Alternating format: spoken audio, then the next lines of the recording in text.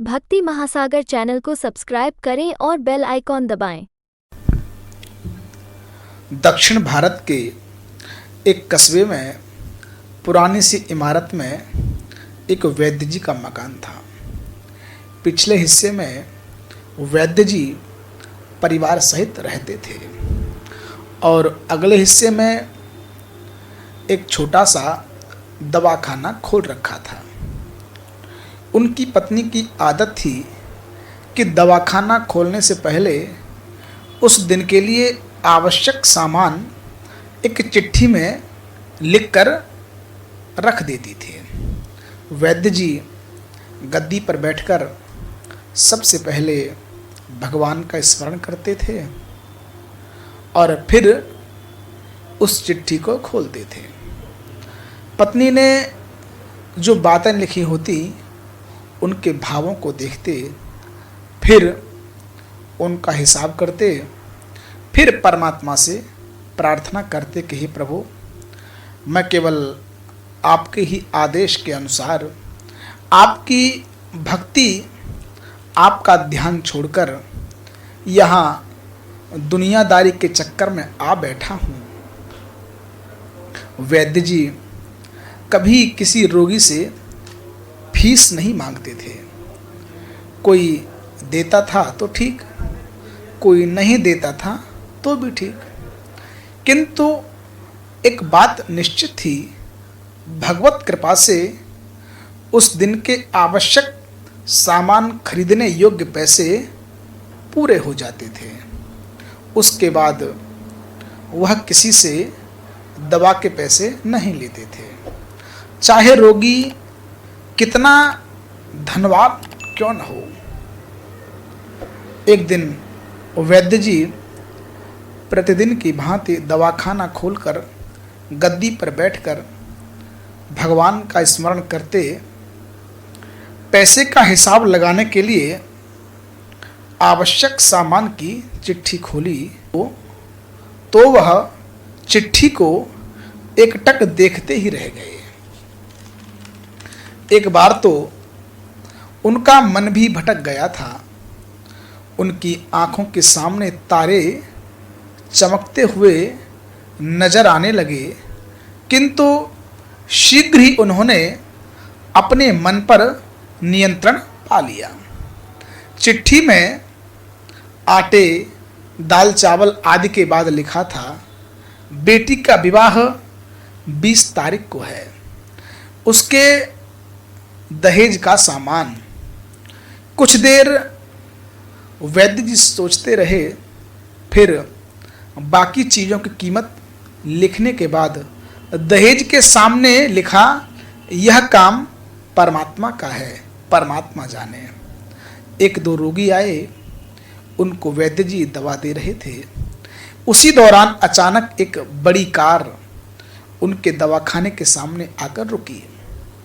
वैद्य जी ने देखकर कोई खास तवज्जो नहीं दी, क्योंकि प्रायः कारों वाले उनके पास आते रहते थे। दोनों मरीज दवा लेकर चले गए। वो साहब कार से बाहर निकले और वैद्य जी से नमस्ते करने के बाद वहीं पास पड़ी बेंच पर बैठ गए। वैद्य जी ने कहा कि अगर आपको अपने लिए दवा लेनी है तो इधर मेरे करीब आकर स्टूल पर बैठ जाएं, ताकि मैं आपकी नाड़ी देख सकूं, और यदि किसी अन्य रोगी की दवाई लेनी है तो बीमारी की स्थिति का वर्णन करें।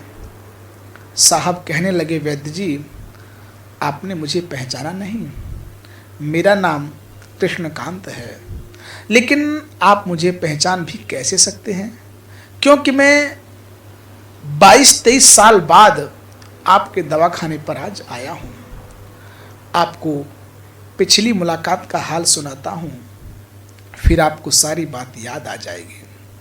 जब मैं पहली बार आया था तो खुद नहीं आया, अपितु भगवान ने ही मुझे आपके पास भेजा था, क्योंकि भगवान को मुझ पर अनुग्रह करना था और वह मेरे घर में कमल खिलाना चाहते थे।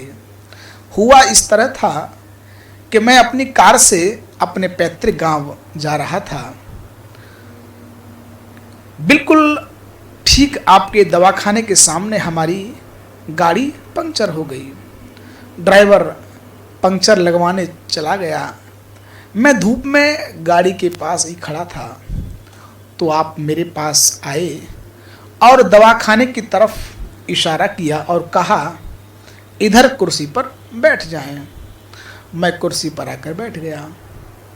एक छोटी सी बच्ची भी यहाँ आपके मेज के पास खड़ी थी और बार बार कह रही थी, चलो ना पिताजी, मुझे बहुत तेज भूख लगी है। और आप उससे बार बार कह रहे थे कि बेटी थोड़ा धीरज रखो, अभी चलते हैं। मैं बहुत देर से आपके पास बैठा था और आप मेरे कारण ही खाना खाने नहीं जा रहे थे। मुझे लगा कि इनसे मुझे कोई दवा खरीद लेनी चाहिए ताकि आपको मेरे बैठने का भार महसूस न हो।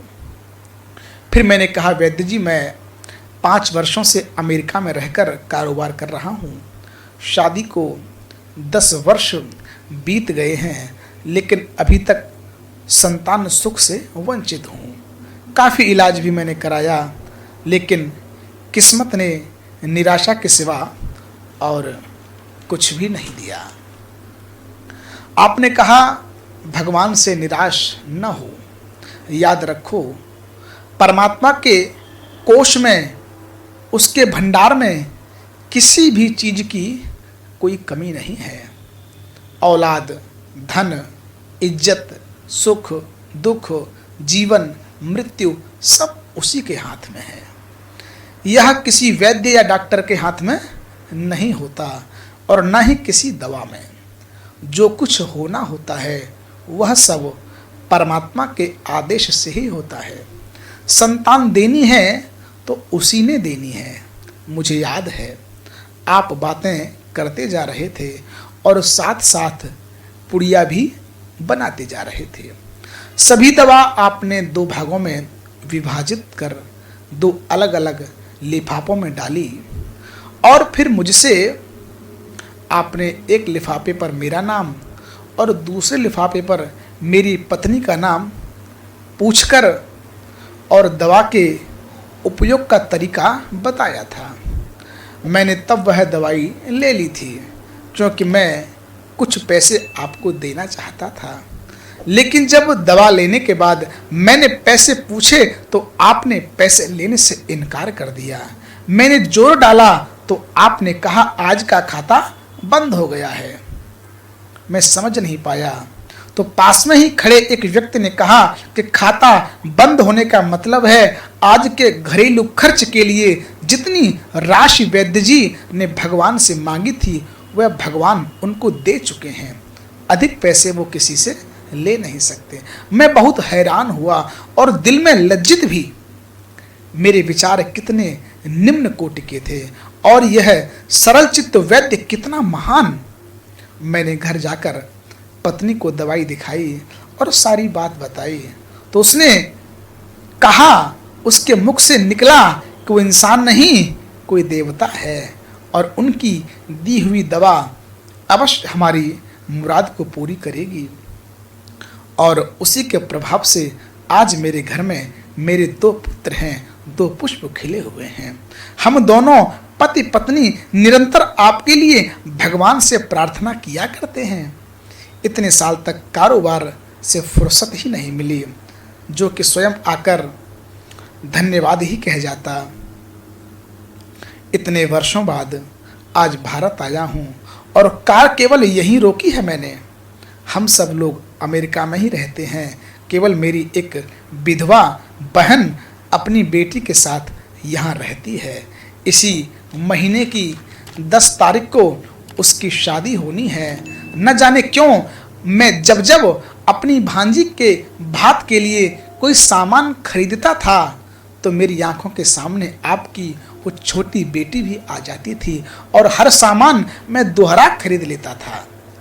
मैं आपके विचारों को जानता था कि संभवतः आप वह सामान न लें, किंतु मुझे लगता था कि मेरी अपनी सगी भांजी के साथ जो चेहरा मुझे बार बार दिख रहा है वह भी मेरी भांजी ही है। मुझे लगता है भगवान ने इस भांजी के विवाह में भी मुझे भात भरने की जिम्मेदारी दी है। वैद्य जी की आंखें आश्चर्य से खुली की खुली रह गईं और बहुत धीमी आवाज में बोले, आप ये सब क्या कह रहे हैं? मैं कुछ समझ नहीं पा रहा हूं। ये भगवान की क्या माया है? आप हमारी पत्नी जी के हाथ की लिखी आज की चिट्ठी देखिए। वैद्य जी ने चिट्ठी कृष्णकांत जी को पकड़ा दी। वहां उपस्थित लोग देखकर हैरान रह गए। दहेज के सामान के सामने लिखा हुआ था, ये काम तो परमात्मा का है, परमात्मा स्वयं जाने। कांपती आवाज में वैद्य जी बोले, कृष्णकांत जी, आज तक कभी ऐसा नहीं हुआ कि पत्नी ने चिट्ठी पर आवश्यकता लिखी हो और भगवान ने उसकी व्यवस्था न की हो। आपकी बात सुनकर लगता है भगवान को सब पता होता है किस दिन मेरी पत्नी क्या लिखने वाली है, अन्यथा आपसे इतने दिन पहले से सामान खरीदना आरंभ न कराया होता। वह भगवान, वह परमात्मा महान है, दयावान है। मैं हैरान हूं परमात्मा कैसे अपने रंग दिखाता है। वैद्य जी बोले, सुबह शाम खाते समय सोते समय निरंतर भगवान का आभार हमको प्रकट करना चाहिए। अगर हम भगवान पर दृढ़ विश्वास करते हैं और परमात्मा को ही हम सब कुछ समझते हैं तो परमात्मा हमारी समस्त कामनाओं की पूर्ति अवश्य करते हैं। भक्ति महासागर चैनल को सब्सक्राइब करें और बेल आइकॉन दबाएं।